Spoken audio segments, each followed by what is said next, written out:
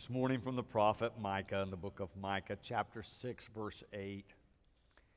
He has told you, O mortal, what is good. And what does the Lord require of you?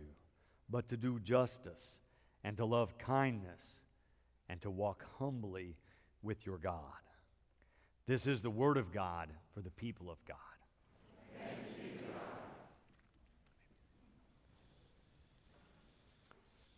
Last week, I told you a little bit about this nano Bible, where some scientists were working on compressing as much information as they could into a very small space. And they had selected the Hebrew Scriptures as what they would use to see if they could get it all into this small space. They said it was 1.2 million letters or characters that they were able to squeeze into a space the size of the head of a pin. We like to shrink things down. We like to boil them down. The two passages you chose as your favorite last week, Luke 10:27, about loving God and loving your neighbor, and then this one from Micah, are very brief statements of faith. This passage, just like the one last week, is a summary of faith. It encapsulates very much into a very small space. He has told you, O mortal, what is good, and what does the Lord require of you but to do justice, and to love kindness, and to walk humbly with your God. He lists just 3 things there, but there's a lot in those 3. As I was mulling all of that over this week, trying to decide how we could grapple with this in our time together, I began to think of 3 other things, ones that John Wesley wrote. He wrote these things we call the general rules. If you've had confirmation recently or maybe been a Methodist throughout your life, you've heard of these general rules. You know, John Wesley, the founder of the Methodist movement, we consider the founder of Methodism, and so founder of our church, began to have people come to him seeking spiritual advice and guidance. He began to gather them into groups, but more and more were coming.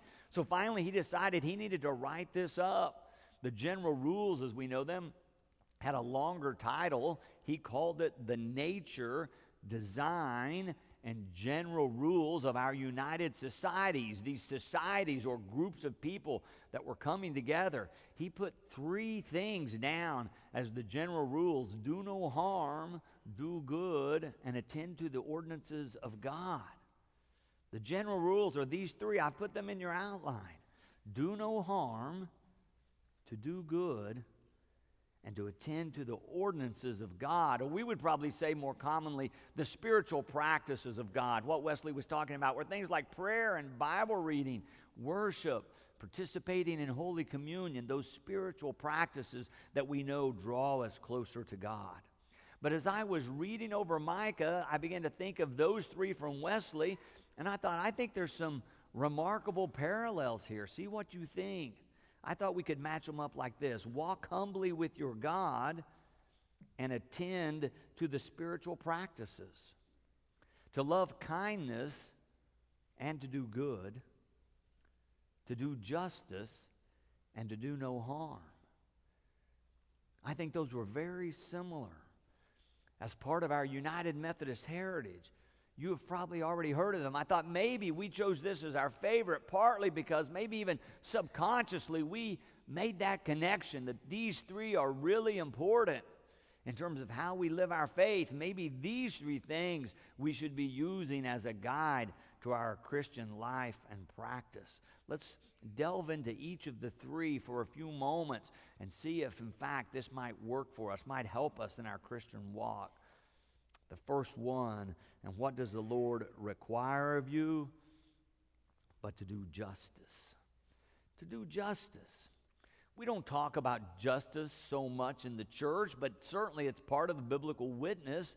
But it seems more complicated than some other things, because typically it has to do with trying to fix systems that are broken. When we see that the way a society is structured or a system is built, and if it's not fair to everyone, if it harms some people, then justice says we should fix that. It should be fair to everyone.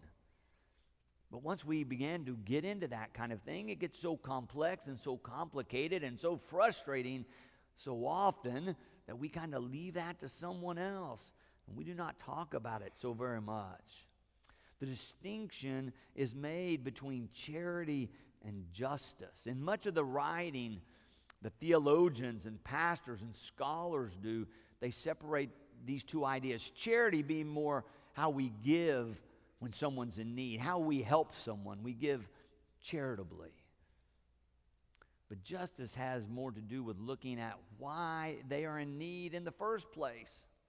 Why do they need help? And if we see that there's a problem with the system where they were disadvantaged, or the way that we are structured is harming them, to do justice is to try to fix that.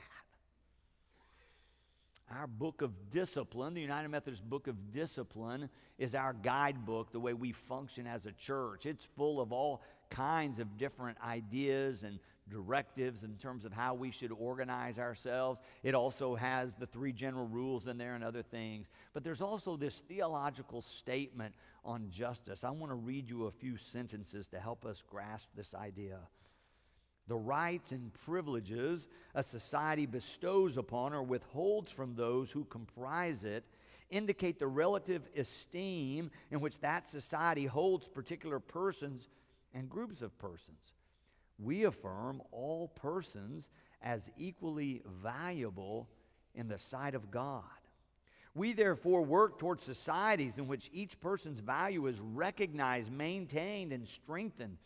We support the basic rights of all persons to equal access to housing, education, communication, employment, medical care, legal redress for grievances, and physical protection. We deplore acts of hate or violence against groups or persons based on race, color, national origin, ethnicity, age, gender, disability, status, economic condition, sexual orientation, gender identity, or religious affiliation. Can you hear that? It's not talking about charitable acts, but it's talking about justice, and justice for all, protection for all people. We don't want anyone to be the victim of violence. We want to protect everyone. We want everyone to have access to education and health care.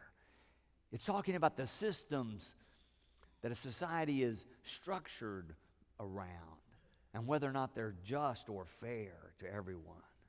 As one commentator put it, to do justice as God does justice is to intervene in the social order, as did Moses in Pharaoh's court when he insisted on the freedom for the Hebrew slaves, as did Nathan in David's court when he protested the king's rapacious action against Uriah the Hittite, as did Elijah when he thundered against Ahab and Jezebel for having done in Naboth in order to take his land. To do justice is to work for a system, a society in which it is not sanctioned as fair or just to do harm to another. To do justice. But so many people, in my experience, who want to do justice forget the second thing Micha said. So many people I see who want to do justice feel free to do anything in their protest, whether it's blowing up a building or interrupting a meeting or attacking someone else personally. They want to do justice, but they forget the second part, to love kindness. Micha says, oh yes, God's calling us to do justice, but also to love kindness. There's a story from the annals of early Christianity when Christians, the first few hundred years after Christ, began to live together in communities. And often part of their practice was a rule of life by which they had to abide. And they would hold each other accountable. There's a story that in one of these communities, one of the brothers had broken the rule, and the other brothers had kind of gotten all fired up about it and called everyone together. They wanted to judge him and put him in his place. But they needed the abbot there, their leader, to come and make the ruling. Everybody gathered and waited, and he was not there. Finally, somebody went to find him and said, everyone in the community is gathered. We need you to come. They could tell he was reluctant, but they begged him to come. Finally, he got up and found a leaky water jug, filled it with water, and began walking toward the gathering, all the while holding the water jug with water leaking out behind him. The brothers see him coming with the water pouring out behind him. They come out to say, what is going on, Father? And the old man said, my sins leak out behind me, and I do not see them. And yet you want me to come and judge the error of another. The story says that as that sank in, all the brothers began to disperse with more forgiving hearts than before. What is it to do justice and to love kindness? Philip Gooley is a pastor. He tells the story of one of his friends. He said he had this opportunity to buy this house. It was a beautiful house, but almost too good to be true. It's such a great price. He thought maybe there's something wrong with it, so he sent some people to inspect it. Structural inspections came back fine. The material inspections came back fine. He and his wife purchased the house and moved in. They were very pleased because it was such a beautiful house. But then as they began to meet the neighbors, the story began to come out. But the neighbor on their right and the neighbor on their left were in a vicious feud that had lasted for years, and that's why the other people had left. They said these two guys were terrible. They were arguing all the time. Fights would break out. They'd both armed themselves. Often the police were called into the neighborhood to break it up. Finally, restraining orders were put in place. And yet he had already bought the house. He said within just a few days, one of the neighbors came over and began to talk to him, introduced himself, seemed to be a friendly guy. But before the conversation was over, began to tell him how bad the other fellow was. Tried to recruit him to be on his side. Gooley's friend said, oh no, I'm planning to get along with all my neighbors. The man interpreted it as, well, if you're not on my side, I guess you're going to be on his side. And he got angry at him. A couple of days passed. The other neighbor came over. Guess what happened? At first, he was very friendly as well.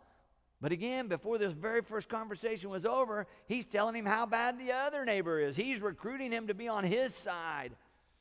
The fellow says, oh no, I'm going to get along with all my neighbors. This guy interpreted that as, oh, he's choosing the other side. He's against me. He left angry as well.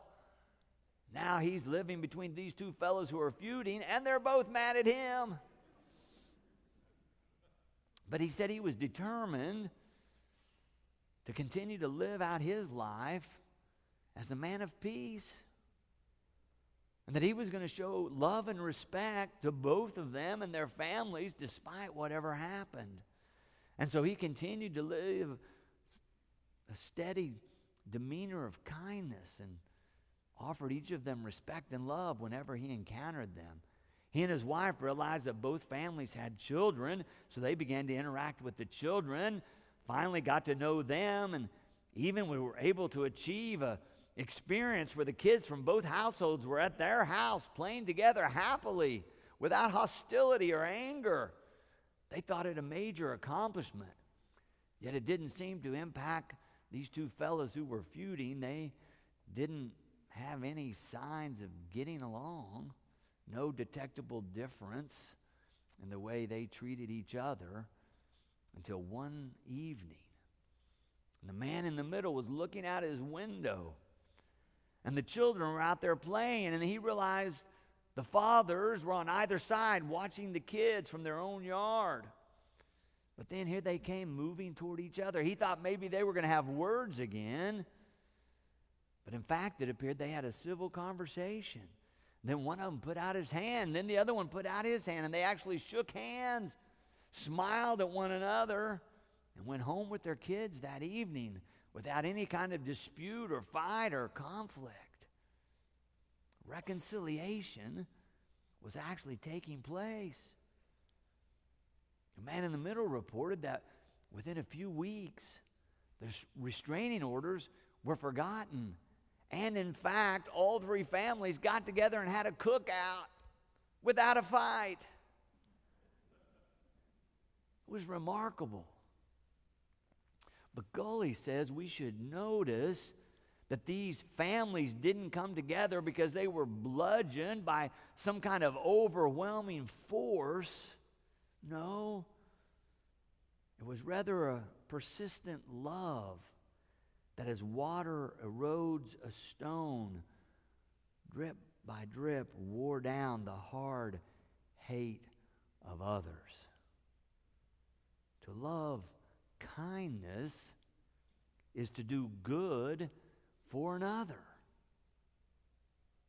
And then this last one, the third thing that Micha mentions, he says we should walk humbly with our God. We should walk humbly with our God. Dr. Roberta Bondi is professor emeritus at our Candler School of Theology, Atlanta, Georgia.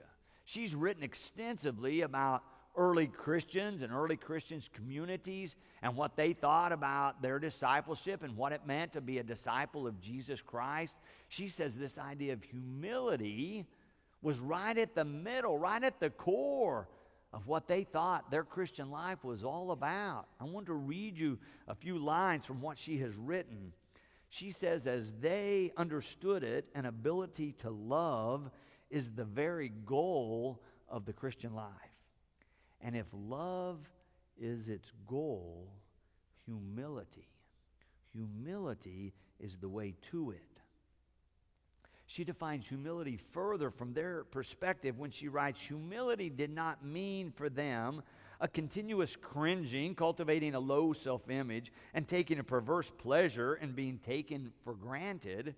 Instead, humility meant to them a way of seeing other people as being as valuable in God's eyes as ourselves. Seeing other people as being as valuable in God's eyes as ourselves. She says for them it was a relational term, having to do precisely with learning to value others, whoever they are. Humility, walking humbly with your God. Micha is railing against the leaders of his time, the proud and the powerful. He's crying out for them to pay attention to the common people. He says they use the name of the Lord, but they do not act as God wants them to act because they're only acting in their own self-interest. They're not thinking about the broader society or the common people. And Micha wants them to change their ways. And he says the remedy for them is that they need to walk humbly with their God.